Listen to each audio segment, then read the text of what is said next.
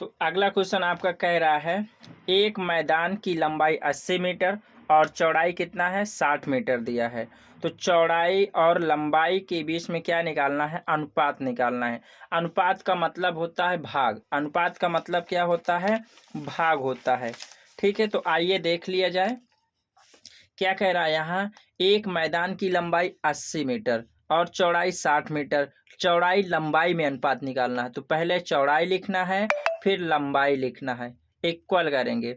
अब देखिए चौड़ाई कितना दिया है 60, तो लिखेंगे 60 लिखेंगे, अनुपात लगाएंगे 80 लिखेंगे, 0 0 काट देंगे। अनुपात में भाग होता है, भाग का मतलब काटेंगे तो ये कितना आएगा 3 आएगा, ये आधा कितना होगा 4, तो कितना आएगा 3:4। इसका आंसर क्या आएगा B, option number B 3:4। I hope समझ में आया होगा। इसके बाद नेक्स्ट क्वेश्चन देखते हैं। अगला क्वेश्चन है किसी आयताकार बक्से की आंतरिक लंबाइयां और ऊंचाई चौड़ाई, इन लंबाई चौड़ाई तथा ऊंचाई क्रमशः 10 सेंटीमीटर 8 सेंटीमीटर तथा 6 सेंटीमीटर दिया है। 6240 सेंटीमीटर घनों को पैक करने में कितने बक्सों की आवश्यकता होगी। ठीक है, तो अब ये भी बिल्कुल आसान सा सवाल है, तो आइए देख लेते हैं। पहले जो बक्सा है इसमें ये कह रहा है कि किसी आयताकार बक्से की आंतरिक लंबाई चौड़ाई ये दिया है, ठीक है, और 6240 सेंटीमीटर घनों को पैक करने में कितने बक्सों की आवश्यकता होगी।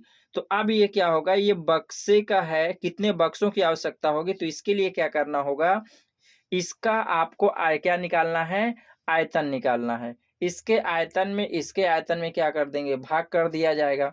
तो अब क्या करेंगे, इसमें 6240 आ जाएगा, बटे करेंगे। अब इसका आयतन क्या है 10 × 8 × 6।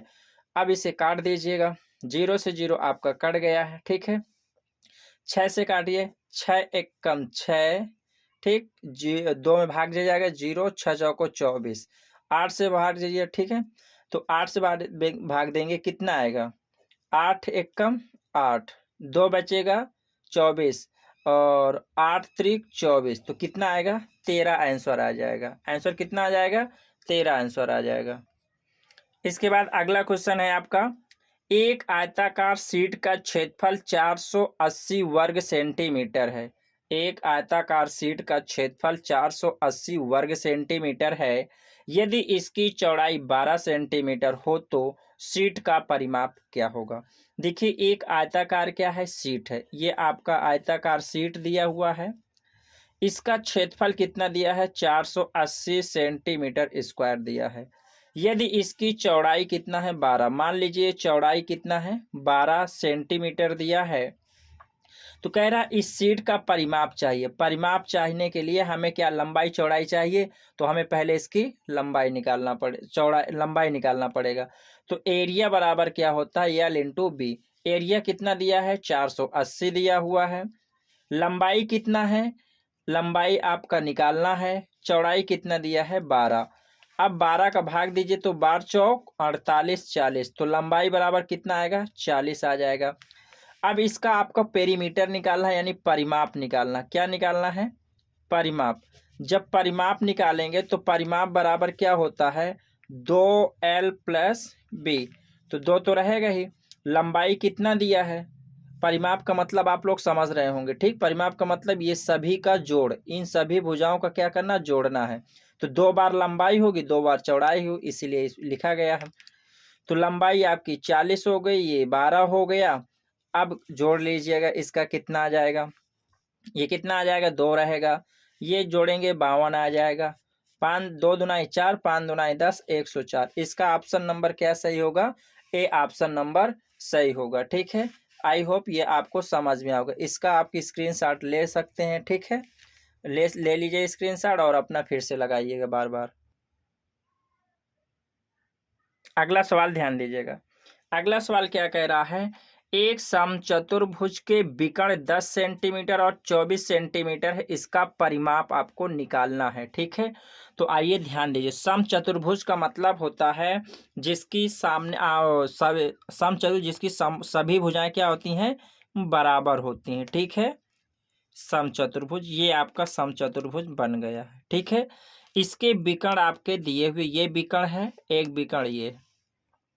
विकर्ण आपस में एक दूसरे को समकोण पर समद्विभाजित करते हैं, ये 90 अंश कोण बनाते हैं। प्रत्येक कोण कितने अंश का बनेगा? 90 अंश, और एक दूसरे को समद्विभाजित भी करते हैं।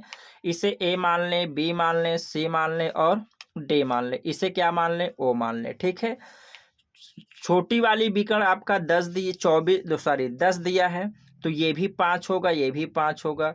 बड़ी वाली क्या है? 24 है, तो ये भी 12 होगा, ये भी 12 होगा, यानी आधा ये आधा ये। ठीक है, अब आपको पता है, यहाँ पे ध्यान दीजिएगा, अब आप ध्यान से समझना इसको। अब बताइए हमें ये सभी भुजाओं परिमाप का मतलब है इन सबको क्या करना है? जोड़ना है।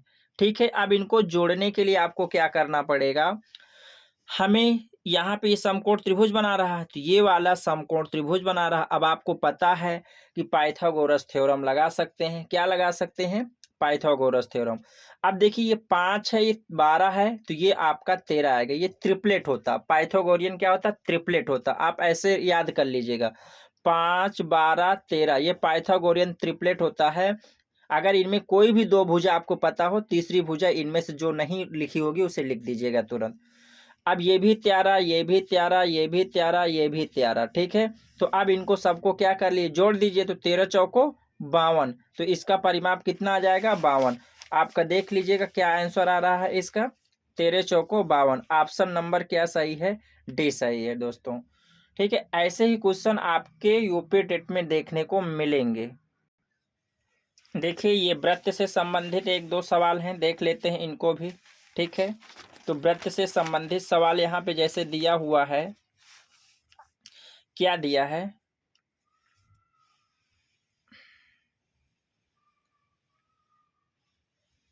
ये आया, क्या कह रहा है? यदि एक वृत्त की परिधि 44 सेंटीमीटर है तो उसका क्षेत्रफल क्या होगा?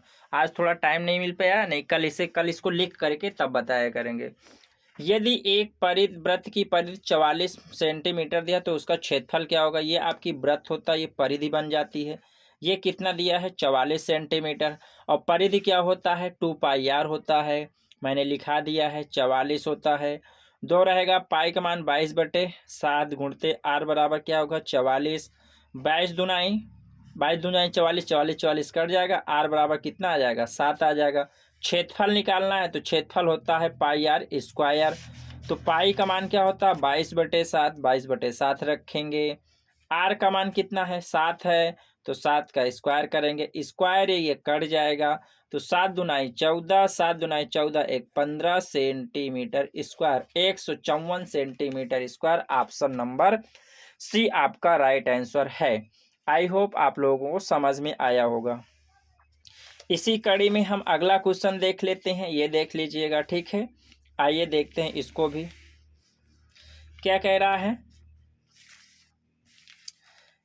यदि एक वृत्त की त्रिज्या 3 गुना करने पर उसकी नई परिधि पुरानी परिधि की कितनी गुना हो जाती है? ठीक है दोस्तों, ध्यान देना। कह रहा है यदि किसी वृत्त की त्रिज्या 3 गुना कर दिया जाए, ठीक है, मान लो ये आपका वृत्त है, इसकी त्रिज्या r है। ठीक है, तो इसका जो क्षेत्रफल होगा वो क्या होगा?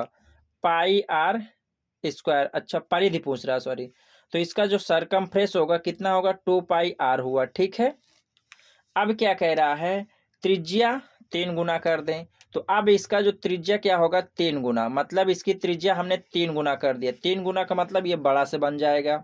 ठीक है, मान लो ये 3 गुना हो गया इसकी, ये r है तो ये कितना? 3r, 3 गुना हो गया। अब कह रहा है कितना गुना हो जाएगा? तो अब बताइए, इसकी परिधि निकालेंगे, तो इसकी परिधि निकालेंगे, c बराबर कितना आएगा? 2πr आएगा, तो c बराबर 2πr तो रहेगा, r की जगह में क्या रखेंगे? 3r आएगा, तो आपका ये आ गया, फिर तो बाहर आ जाएगा, और ये 2πr पहले से रहेगा। अब c ये पुरानी है, तो कितना? 3 तो रहेगा, और यहाँ परिधि लिख देते हैं c, अर्थात 3 गुना हो जाएगा। जो आपका नया आ गया है वो कितने गुना? 3 गुना, अर्थात 3 गुनी कौन से है? ऑप्शन नंबर डी सही है। तो एक चीज आप अपने दिमाग में याद कर लीजिएगा, जब परिधि में गुना पूछ ले, किस में पूछ ले? परिधि में गुना पूछ ले, तो जितने गुना आपकी त्रिज्या होगी उतने गुना परिधि होगी। ये ट्रिक आप याद कर लीजिएगा। जितने गुने वृत्त की त्रिज्या बढ़ाई जाएगी उतने गुना ही परिधि बनेगी। ये चीज अपने दिमाग में बना लीजिएगा। आई होप आपको समझ में आया होगा। मेरे चैनल को यानी हमारे चैनल को आप लोग सब्सक्राइब कर लीजिएगा। अभी नए नए यूट्यूबर हैं, ठीक है दोस्तों। आप लोगों का अगर प्यार मिला, सहयोग मिला, तो वादा करता हूँ कि आने वाले जो वैकेंसी सुपर टेट होगा उसका कंप्लीट कोर्स मैं करा दूंगा। ठीक है दोस्तों, जय हिंद।